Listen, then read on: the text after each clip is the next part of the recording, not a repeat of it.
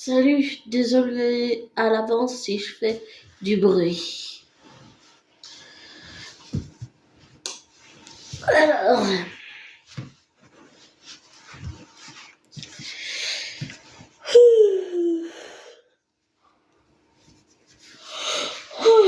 pardon.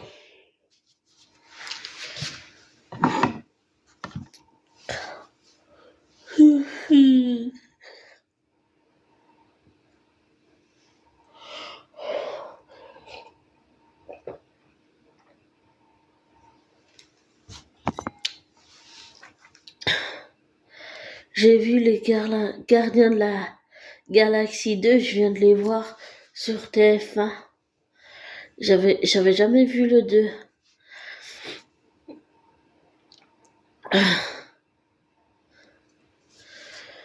Et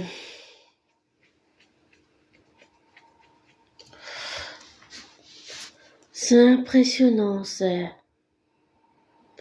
je trouve que c'est de qualité que les fans de Marvel et DC Comics et DC et tout en ont pour leur argent, je trouve. Je trouve que c'est bien fait. Et si on peut dire, j'ai beaucoup aimé le côté émotionnel des personnages. Et je savais pas comme Gamora tout ce que Nebula avait subi. Et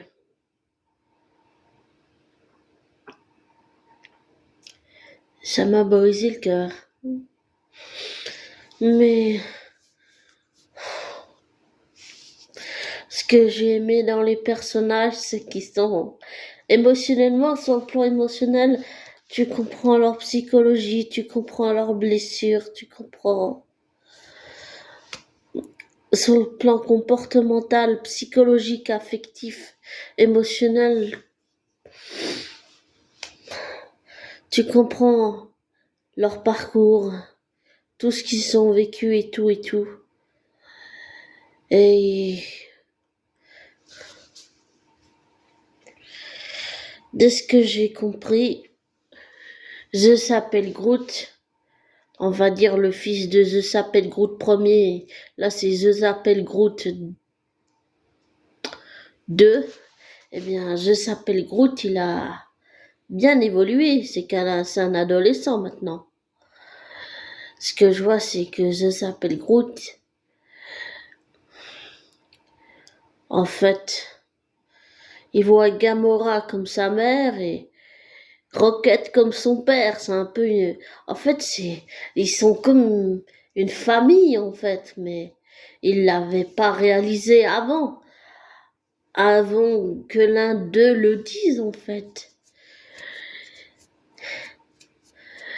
Et j'ai pleuré beaucoup quand Yondu est mort. Je trouve qu'il est très beau, le développement de Yondu. En fait, Yondu, il y a eu des hauts et des bas, mais Yondu a décidé d'élever Peter Quill Lord Stark comme son propre fils, parce qu'il savait exactement ce qu'allait faire le père biologique de Peter. Il a préféré le sauver que de le sacrifier au père biologique.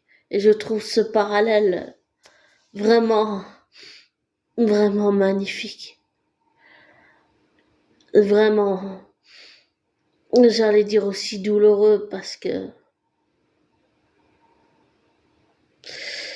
en tant qu'enfant adopté, je ne sais pas qui est mon père biologique, ni qui est ma mère biologique.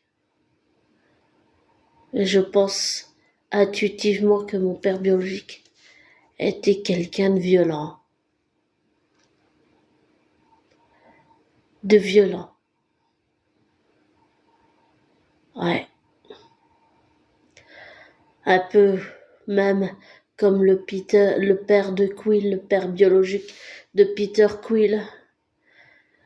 Je trouve que le père biologique de Peter Quill est un homme cruel et violent. Et se servir de son fils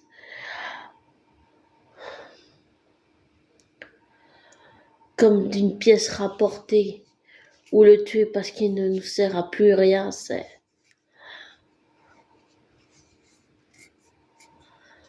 j'allais dire, c'est horrible.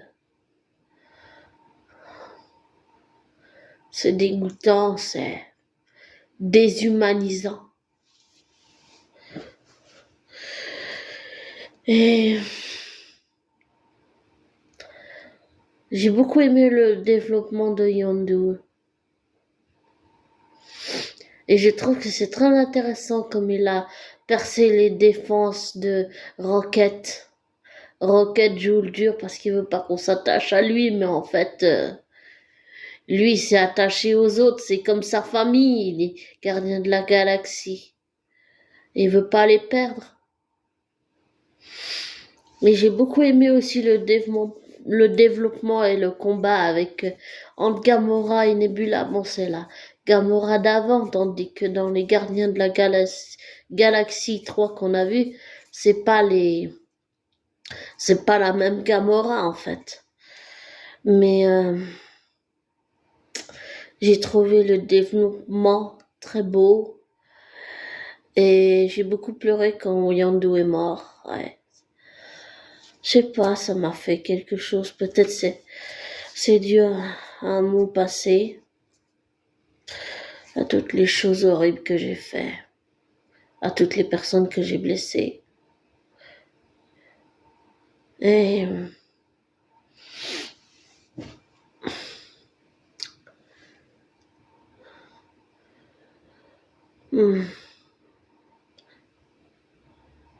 je trouve que c'est très beau le sacrifice que Yondu a fait parce que il a élevé Peter, Quill, Star-Lord et il l'a aimé comme son propre fils, comme un père aime son fils. La cérémonie était très belle,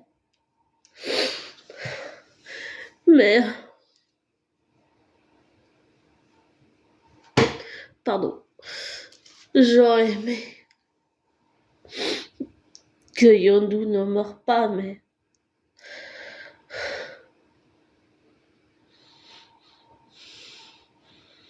Peter a réalisé que Yondu a été plus un père pour lui que son père biologique en fait.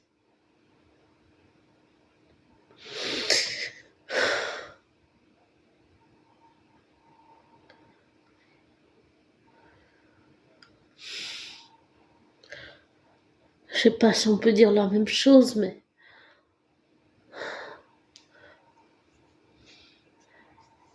mon père adoptif, c'est celui qui m'a élevé, alors que mon père biologique, je le connais pas du tout.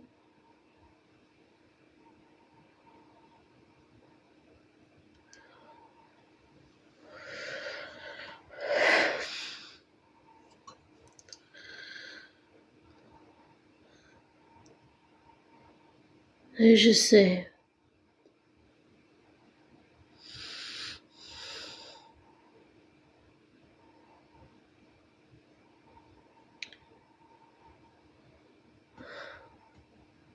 qu'il donnerait sa vie pour moi comme Yondu l'a fait pour Peter.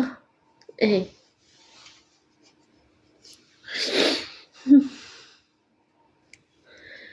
désolé.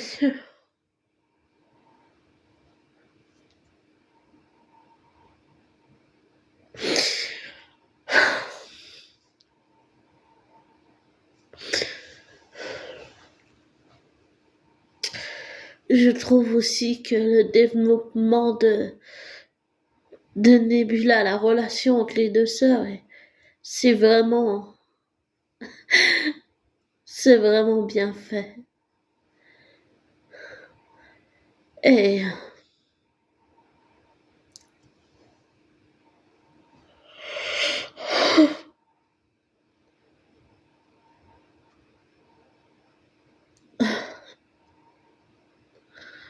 elles ont pu régler leurs différends.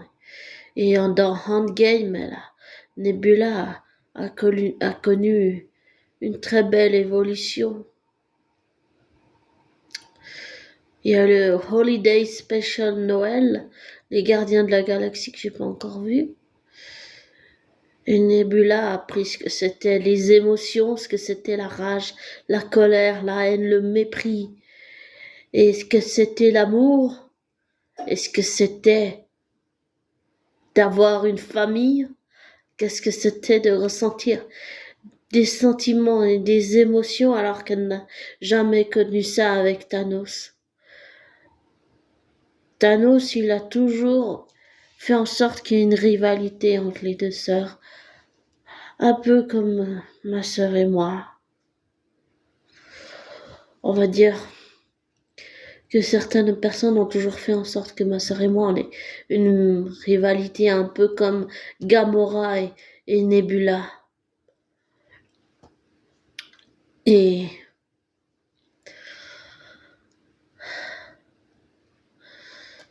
je pense que Nebula avait du ressentiment, des choses qui étaient refoulées en fait, qu'elle ressentait des émotions, mais qu'elle les contenait comme si elle savait pas ce que c'était les émotions et que là, c'est sorti.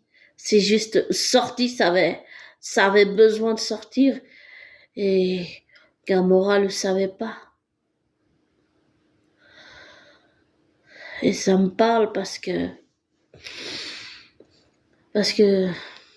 ma sœur attend des choses que je ne peux pas encore lui donner parce que je sais que j'ai pas guéri les blessures, j'ai pas regardé à l'intérieur. Alors que justement en train de faire, les blessures sont intérieures, pas extérieures. Et on nous dit toujours que si on va avoir ci ou ça, ou tel objet, on sera heureux, alors que pas du tout. C'est regarder à l'extérieur. Et l'intérieur, c'est pas se regarder le nombril. Se regarder à l'intérieur, c'est regarder ce qu'on n'aime pas voir de soi et toutes nos parts d'ombre et toutes les choses qu'on a fait, qu'on ne veut pas voir. Tous les gens qu'on a blessés. Tout le mal qu'on a fait, tous nos actes. Et c'est aussi pour ça que je m'identifie à Loki. Quelque part, un peu comme avec Gamora et Nebula, elles ont tous les deux été adoptées par Thanos. Ce sont les filles de Thanos. Ce sont ses filles biologiques ou adoptives, mais ce sont ses filles. Et à cause de Thanos, leur père, elles n'ont pas pu développer une relation avant que ça vienne dans les Gardiens de la Galaxie 2.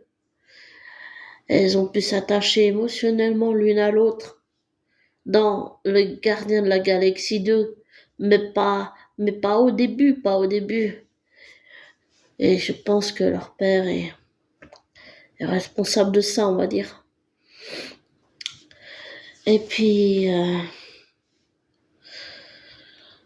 je pense que c'est vraiment un très beau film. Je trouve que les effets sont bien faits, la mise en scène est bien faite. C'est exactement tout ce que j'aime. Et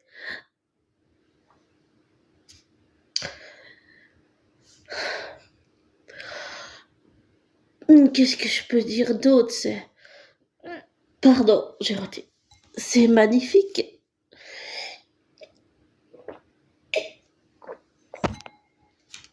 Désolée, c'est un verre d'eau. C'est magnifique, ouais, c'est magnifique, c'est vraiment magnifique. J'ai adoré. Maintenant, je comprends pourquoi les fans aiment beaucoup les Gardiens de la Galaxie. Je comprends mieux, j'avais vu le 1 en streaming parce que j'ai réussi à trouver une plateforme où on pouvait le voir. Et puis, quand j'ai vu qu'ils allaient diffuser sur TF1 les Gardiens de la Galaxie 2, je me suis dit, autant le regarder.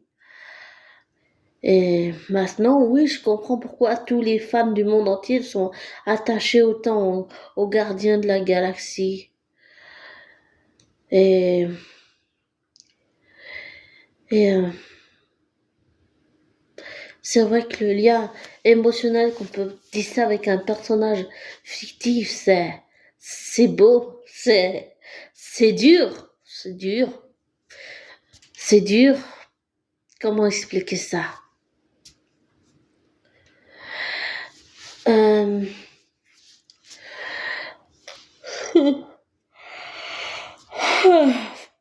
je vais me lancer dans un truc un peu difficile, mais je vais essayer d'être pédagogue, alors que je le suis pas du tout. En fait, la première fois que j'ai vu Loki, oui, je le détestais. Je détestais autant Tom Hiddleston que le personnage fictif de Loki. Et c'est au fur et à mesure que j'ai appris d'une certaine façon, depuis que Loki est entré dans ma vie, à connaître Loki, à voir ce qu'il aime, ce qu'il aime pas, à voir qu'il était pas. J'ai compris qu'avec ça n'excuse pas Loki de tous les gens qu'il a tués et de tous les crimes qu'il a commis. On est d'accord, mais le fait de voir que la pierre de l'esprit l'a fait qu'il n'était pas dans son état normal et a exacerbé ses mauvais côtés, ça m'a fait comprendre ce que Loki ressentait, toute la rage, la haine, le mépris, et toute la colère, et toute la tristesse, et tous les ressentiments qu'il a. En fait, ça a fait ressortir tout ça. Et au fil des années, de 2011 à maintenant 2023, et je pense encore dans les années plus tard, j'ai appris à voir Loki tel qu'il était. Mais c'est pas parce que je, je n'excuse pas Loki que je n'ai pas fini par l'accepter tel qu'il est. Et accepter, c'est accepter quelqu'un avec ses défauts, ses travers, ses qualités, ses parts d'ombre, sombres, violentes. J'allais dire même avec Loki, on peut dire meurtrière. Quand on accepte quelqu'un, c'est à tout et avec son passé et toutes les zones que j'ai citées de la personnalité. Et ça m'a fait. En fait, j'ai compris que je détestais et haïssais Tom, autant Tom que Loki, parce que ça me rappelle mon propre passé, ça me rappelle mon propre passé. Et c'est peut-être pour ça que j'ai développé une affection très particulière pour Loki, enfin, parce que ça me rappelle mon propre passé. C'est comme si Loki était un miroir de moi et que j'aimais pas ce que je voyais. Et que, avec les années, j'ai appris à voir ce côté du miroir qui me plaisait pas, que je ne voulais pas voir, que Loki me renvoyait de moi-même, en fait. Et j'ai appris ça avec la psy, avec toutes les expériences que j'ai vécues. Ah, j'allais dire, il y avait déjà un développement, mais c'est quand, au moment où j'ai harcelé ma flamme jumelle Théo et que la mère de ma flamme jumelle m'a expliqué le déclic. J'avais déjà eu des déclics avant, mais là, le déclic, le grand, le énorme, il s'est fait à ce moment-là. Il s'est fait à ce moment-là. Et j'ai appris à distinguer Thomas Hiddleston de Loki. J'ai appris à les apprécier, mais j'ai compris que c'est pas parce que je les appréciais que je savais dans la vraie vie qui est Tom. Et j'ai dû mettre de la distance et cloisonner, on peut pas, mais j'ai essayé de faire en sorte de ne pas associer Loki à Tom et Tom à Loki parce que l'un est fictif, l'autre est vrai. Et c'est important de mettre, je sais pas si on peut dire une distance, mais faire une différence. Et j'ai cru comprendre qu'il y a des fois des fans qui font pas la différence entre le personnage fictif et la personne dans la vraie vie. Et au fil des années, avec Loki et avec Tom Hiddleston d'une certaine façon dans la vraie vie, j'ai appris à faire ça, à faire la différence entre Loki et Tom, et que les deux étaient différents et pas la même personne. Et là, en voyant les Gardiens de la Galaxie 2, ça m'a fait un peu la même chose d'une certaine façon, mais j'ai beaucoup aimé Rocket, il est super mignon. Et,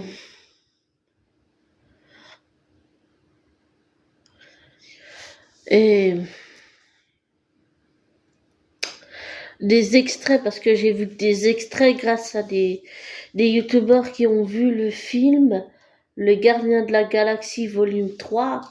Ça m'a permis de comprendre que bah, c'était un peu la fin de l'équipe de telle qu'on la connaissait en fait, et que ça avait changé complètement en fait. Voilà.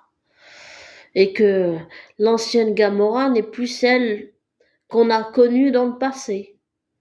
C'est pas la même. Et,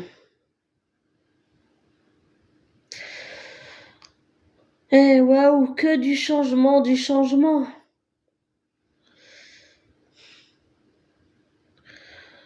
J'ai compris aussi que le film allait tourner beaucoup autour de Rocket, de son passé, du traumatisme qu'il a vécu. J'ai cru comprendre en écoutant Yondu, qui a percé les défenses psychologiques de Rocket, que c'était lié au passé de Rocket à cause de ce que l'autre lui a fait là. Et, et que, en fait, dans ce film, le 3 là, les blessures de Rocket ont refait surface. Le passé de Rocket a fait surface. Il a été forcé de l'affronter et pour pouvoir le dépasser. Et j'allais dire, là, ce que j'ai vu dans Les Gardiens de la Galaxie 2, ce que j'ai vu, c'est que Peter Quill, il a vécu un traumatisme qu'il a dû apprendre à dépasser, et il s'est souvenu de toutes les relations proches de lui, et qu'en fait il formait une famille, et il a décidé de sauver sa famille. Mais sa famille, je veux dire que c'est la famille qu'il s'est construite, et pas son père biologique. Et j'ai trouvé très beau à la fin quand Yondu se sacrifie, même si c'est tellement triste, j'ai tellement pleuré. Je trouve que c'est très beau, ça montre l'amour d'un père pour son fils, même si c'était son fils adoptif, c'était son fils. Et j'ai trouvé ça vraiment, vraiment magnifique. Mais c'est vrai que l'ascenseur émotionnel, il est vraiment fort. Il est vraiment fort. Et je pourrais bien sûr donner en description le nom de ces youtubeurs qui ont vu le film, qui ont, j'allais dire, qui ont des chaînes super intéressantes parce qu'on a toujours plein d'infos.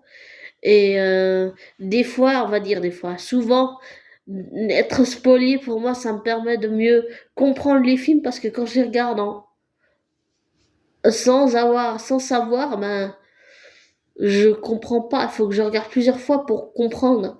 Et on va dire que d'être spolié, pour moi, c'est plutôt positif parce que ça me permet de comprendre l'enjeu qu'il y a derrière et tout, et l'aspect psychologique des personnages et tout, et tout, et tout. Et ça me, pas, je vais aller voir le gardien Gardien volume 3, je vais aller le voir samedi, je pense, très certainement. Euh, et j'espère peut-être verser aussi des larmes, mais oui, maintenant je comprends mieux l'attachement émotionnel que le public du monde entier a pour les gardiens de la galaxie et ça va, ça va être cool.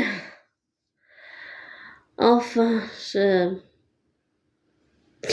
je trouve que pour le 2 là, c'était vraiment super. C'était vraiment magnifique. C'était magnifique. Je trouve que Yondu s'est donné. s'est donné, s'est donné. Et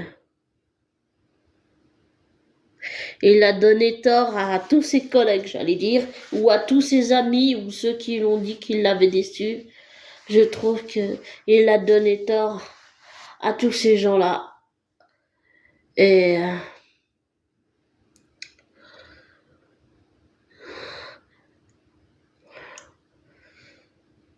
et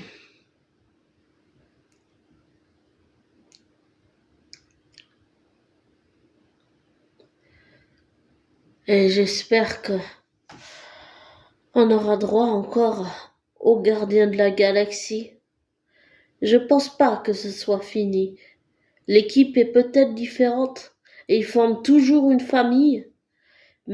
À travers tout ce qu'ils ont traversé, le snap de Thanos pendant 5 ans, le claquement de doigts, Endgame et tout et tout et tout. Je pense ça les a forgés dans leur caractère, tout, ça les a fait évoluer et tout et tout et tout. Mais en tout cas, ça m'a permis de mieux comprendre la psychologie de tous les personnages de ce que j'ai vu. J'avais vu le 1, j'avais compris qu'il y avait eu un truc avec Drax, euh, que sa femme avait été tuée, mais pas sa fille. Enfin, je sais pas, il y a eu dans le 1, j'ai vu il y avait eu une scène de combat avec quand ils se sont évadés de la prison spatiale là et tout. Ça m'a ça veut dire j'avais vu le film, mais j'étais pas, on va dire, émotionnellement attachée peut-être au personnage. Et là, et là, en voyant le 2, là, ça m'a, ouais, c'est sûr que vu comme ça, vu comme ça, et puis en plus l'histoire est super bien construite et tout, le scénario, les dialogues, c'est super bien construit. J'adore, j'ai kiffé là. Je trouve qu'on a les gens en ont pour leur argent, si je puis dire ça. Et tout ce qu'il y a eu, comme j'ai dit, le snap de Thanos pendant 5 ans, Endgame ensuite, Tony Stark qui meurt. Euh, Il y a des rumeurs qui disent que c'est parce que, comment il s'appelle, Stephen Strange voulait se débarrasser de Tony Stark, que c'est pour ça qu'il l'a fait en sorte que ça soit Tony Stark qui se sacrifie, mais je sais pas vraiment exactement si c'est ça la vraie histoire ou pas derrière, mais j'espère que non. Parce que si vraiment Strange a fait ça à Tony, je sais pas si je vais lui pardonner ça, parce que quand même c'est un peu gros. C'est un peu pas très sympathique, j'ai envie de dire. Et je l'aime beaucoup, Steven Strange. Mais s'il a fait vraiment cette rumeur ou cette histoire qu'on dit que, comment, qu'il a fait en sorte que Tony Stark se sacrifie avec le claquement de doigts, tout ça, tout ça, tout ça. Je sais pas si je pourrais pardonner ça à Steven parce que ça c'est vraiment un coup bas s'il a fait ça. Et j'espère pas qu'il l'a fait, mais j'espère que c'est qu'une rumeur et que c'est pas vrai. J'ai aussi entendu dire que James Gunn allait quitter Marvel pour DC Comics ou bien un truc comme ça. J'ai pas trop compris, mais j'ai cru comprendre qu'il y avait ça. Enfin, C'est un peu décousu pour moi toute cette histoire. En tout cas, j'espère que tout ça, ça va aller, quoi.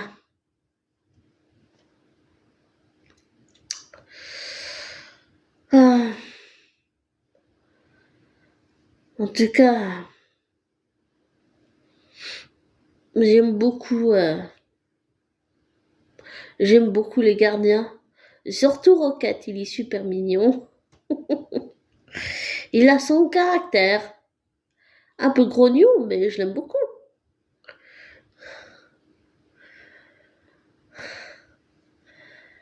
Et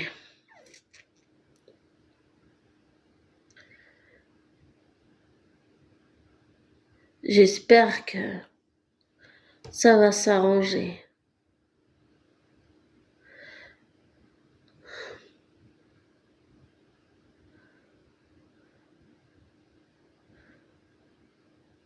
Par expérience, je pourrais dire que souvent, pour avoir perdu beaucoup d'êtres chers, c'est quand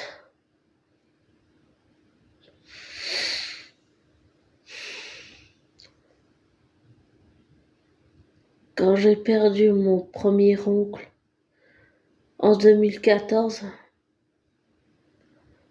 c'est après sa mort que j'ai compris à quel point il m'avait manqué.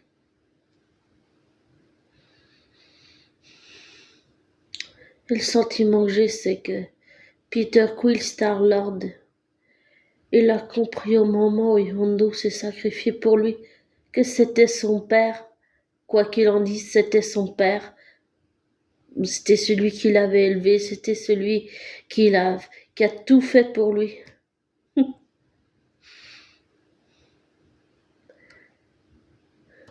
Il l'a compris au moment où Yondu s'est sacrifié en tant que père. Et je pense que Yondu, là, il l'a fait pas en tant que, j'allais dire, méchant protagoniste, il l'a fait en tant que père. Et même si c'est tellement triste et que j'ai beaucoup pleuré, j'ai trouvé ça magnifique. Ça montre que dans une relation saine, et non, j'allais dire manipulatrice ou manipulateur, perverse narcissique ou pervers narcissique ou personne toxique, ça montre que dans la vraie vie, dans une relation saine, l'amour est un grand pouvoir, un énorme pouvoir, et qu'on est capable de faire ce genre de choses pour quelqu'un qu'on aime par-dessus tout. Mais j'allais dire que ce soit si c'est avec une personne toxique ou un pervers narcissique homme ou une perverse narcissique femme ou quelqu'un qui est violent, une femme violente ou un homme violent, là c'est sûr, il faut fuir, il faut partir. Là c'est sûr. Mais ça montre que dans une relation saine, justement, par contre, il y a de l'espoir. Dans une relation malsaine, il faut se barrer, il faut se casser. Mais dans une relation saine,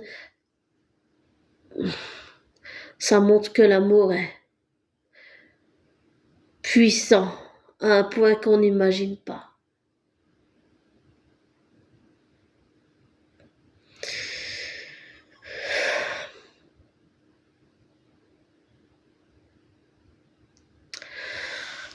Bah, j'ai déjà fait trop long.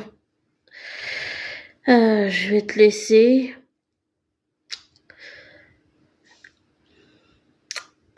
Prends soin de toi, abonné. Et ne te laisse pas influencer par moi. Ne prends pas pour argent comptant ce que je te dis. Fais tes recherches, tes vérifications, tire-en tes conclusions. I love you.